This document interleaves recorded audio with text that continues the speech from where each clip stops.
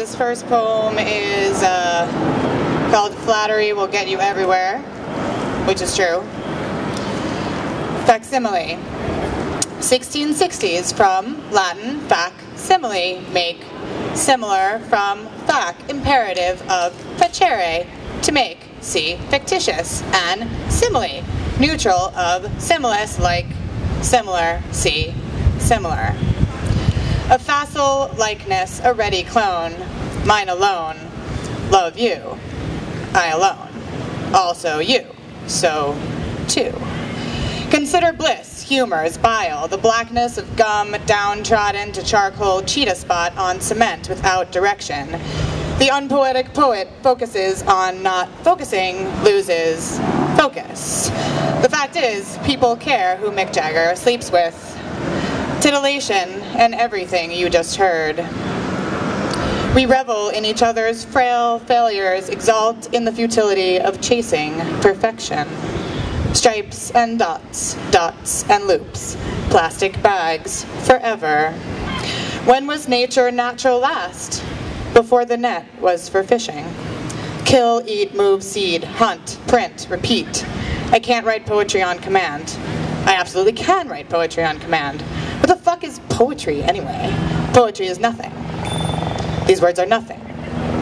They mean nothing to me. They mean everything to me. They mean nothing to anyone and everything to everybody.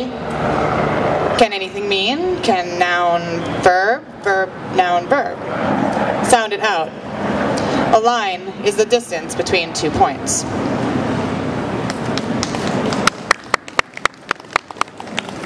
Here's something we can all recognize from summer. It's called macrobiology. You are correct in discerning that I want you inside of me, indeed. But it is devoid of that mundanity of low affection, of fear, for the instantaneous arrest of self-loathing, so popular in these words, is alien to this moment. Here and now, I am possessed of forward consciousness. Excuse the desire to eat you alive, to consume and be consumed as existential greed writ large. An evolutionary go so loud that the green light levels up to white. See, the imperative is growth, and my electrons got all jumpy like from you first walked in the room. Recognize yours like an overdue reunion. Refugees from the countries of each other. Naturally possessed of awkward skins, tangled in the many curtains over our windows, the energies we seek be egress, then entry, scouring these pocked surfaces for holes. It isn't long before we are our own children, possessed of new bodies rearranged by that infinite elemental intelligence that screamed when we met at the wrong time, leaving me awkwardly smoothing my skirt and you fixing your hair. But cells don't hold truck with boundaries. Oh, here's a good, rousing one.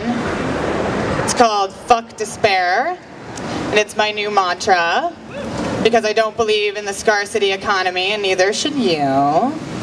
Okay. Fuck them for painting me in shades of scarcity, for telling me that the creator's color palette was misery, struggle, and derision. Fuck them for whitewashing this prismatic vision, for priming with fear until stain held fast, until we've nearly forgotten that our skins are merely vessels, accidental, iterative, cosmic Tupperware party of eternal energies. Racism erases there where we are every and no color, where we are clear and lucid too. And yes, we paint our own tattoos, not to be confused with ornament. These rubbings of sebaceous self are refusals of the social illusions that spread like weeds when rods and cones take root in epidermis. This body has no owner, though consciousness may believe itself shackled there, just as a house may grow a face and heart and convincingly play a part in a life, which is to define its lines and corners, to appoint itself with conceptual furniture by which to explain the function of each room.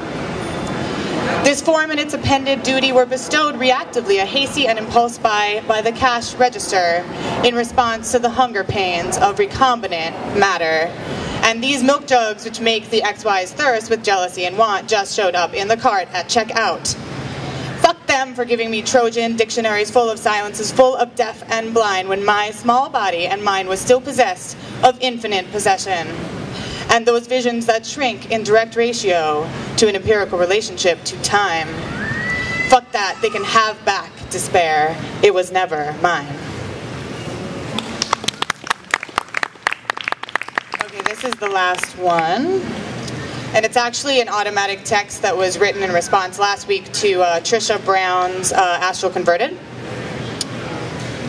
They're talking about the weather, again congenial, in Seersucker. He, hearing aid, carved cane, stacked rings, accent, took the train from the village, which is a pleasant surprise since everything about him reads, I have a driver. Who could know? Now in the repurposed drill hall, I wait for the dancers, the music, and the others. We heal its past. We come alone together to gather and appreciate, to marvel and to revel.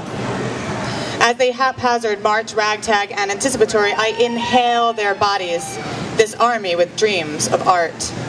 His shirt, her hair, their facial expressions, and the tingling sensation when it begins.